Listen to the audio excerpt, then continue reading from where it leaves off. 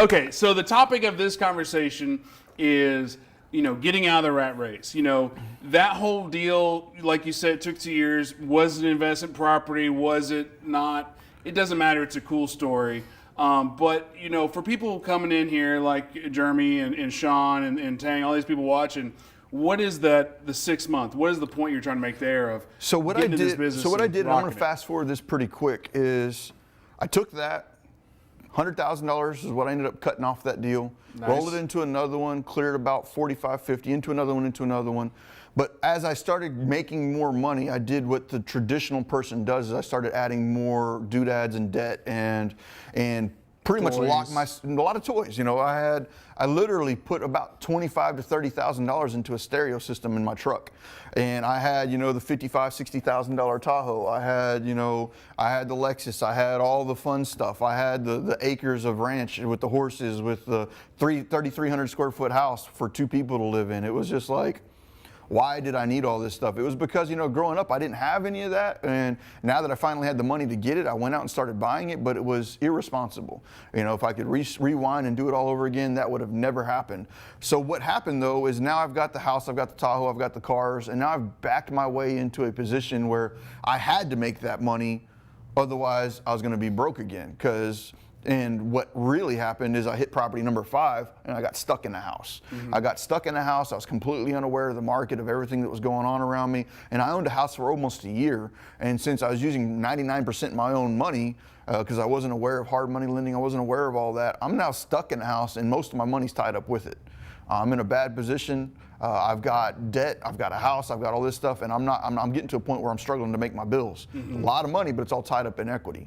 So I'm in a bad situation now. I started feeling the pinch.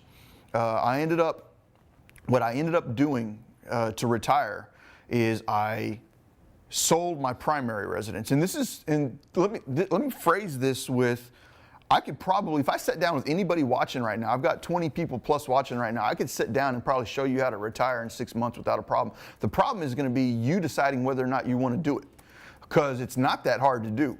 But what I'm going to say is 90% of the people watching this right now are not going to be willing to do what I did to get out of the rat race. And that was because I was fed up with it. I was tired of being somebody else's slave. I was tired of being told where I went, when I was going, and who I was going to do it for, and how much my time and money was worth. I was tired of it. So I made the decision. I ended up selling my primary residence. That was a source of comfort for me. Yeah, I mean, whenever I was stressed out, I'd just go in the backyard and fish. I'd go out, catch some bass, catch some catfish. I'd just spend the backyard and fishing. And it was relaxing for me, but I had to decide what was more relaxing for me, the $10,000 a month in bills I had, or not having to pay anything anymore. So I bought my primary residence with a little bit of equity in it. I ended up selling that off. It immediately gave me a little bit of relief. I ended up having a little bit of money in my back pocket. It wasn't much. It was probably about 25 grand. But I also sold my Tahoe. I sold everything that had debt attached to it outside of my Lexus. So very quickly, I was able to remove all of my debt because I still bought right. I just overburdened myself with debt. So now here I am, pretty much homeless with a Lexus and about $25,000 to $30,000 in the bank. What I did next is what most people in the world would not be willing to do, and that is I bought a $1,200 mobile home in Wilmer, Texas, in the middle of the most ghetto little mobile home park you could ever imagine. Like, my next door neighbor was the meth cook, and the one across the street was XYZ. But it was all good. I mean, I've lived like that before. I've grown up in those neighborhoods, so it didn't scare me too much. But I bought a $1,200 mobile home in the middle of absolutely nowhere in a side of town that most people wouldn't want to be in. So it was awkward pulling in with my Lexus.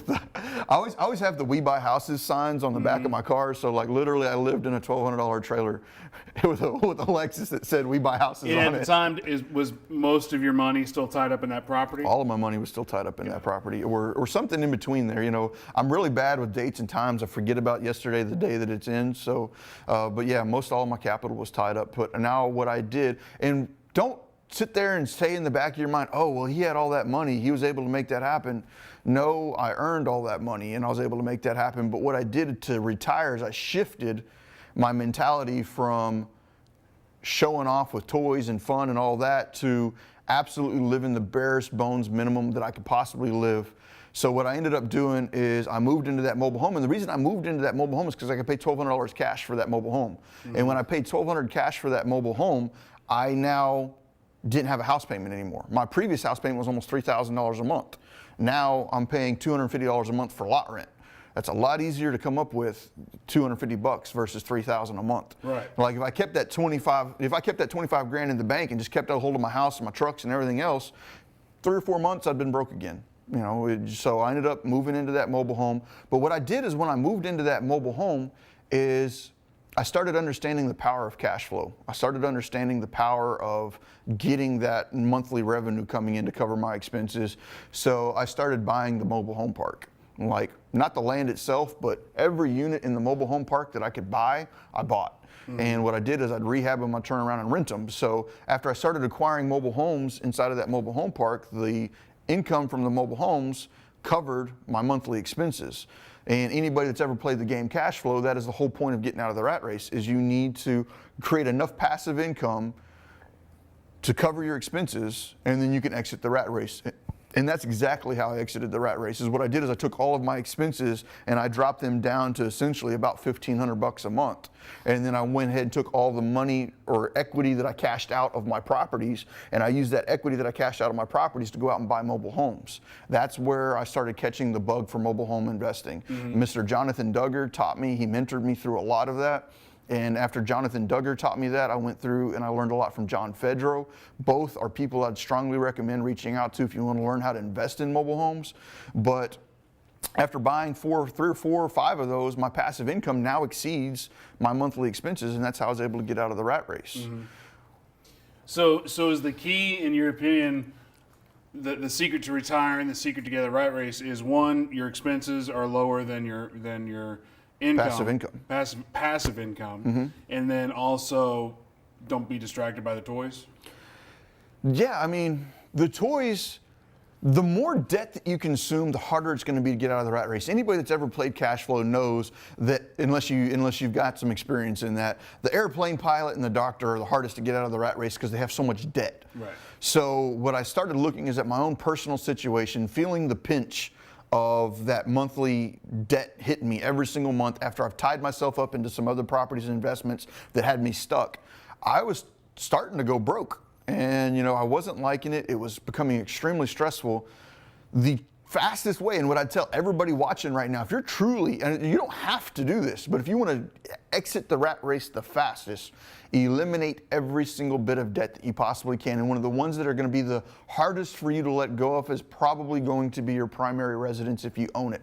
If you get rid of your primary residence and buy yourself, like even if you buy a simple crappy RV, you can buy an RV for a couple, $2,000 or $3,000 and move into an RV park. Is that your life? Is that your desire? Oh, what are my kids going to think of me? What are my family going to think of me? Who cares what people think of you?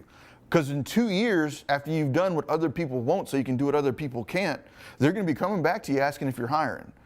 So that's what we did. We moved into the crappiest mobile home that we could find in the cheapest part of town.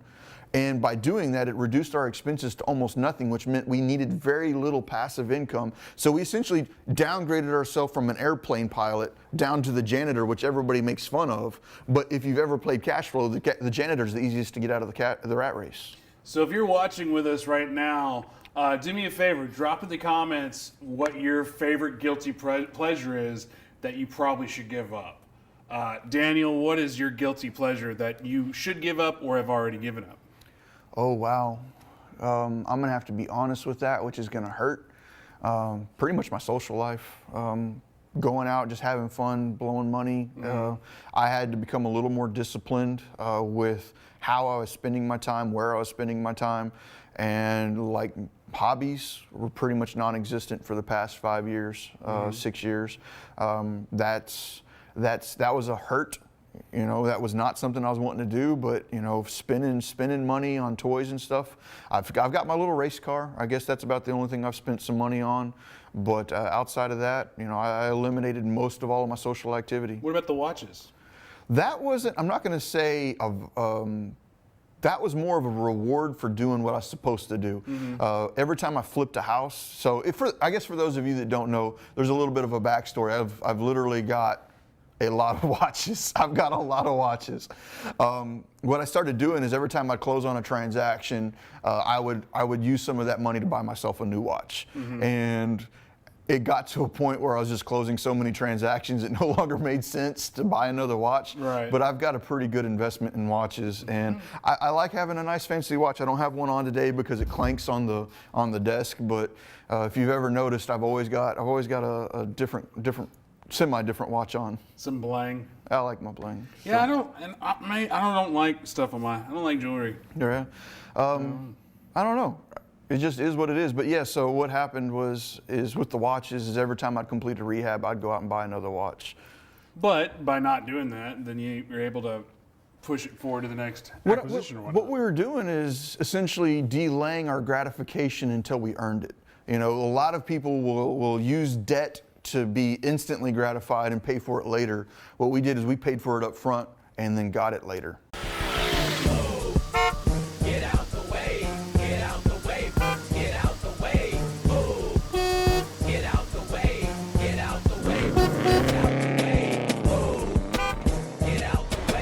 Get the Propelio mobile app and drive for dollars today, all without leaving your car.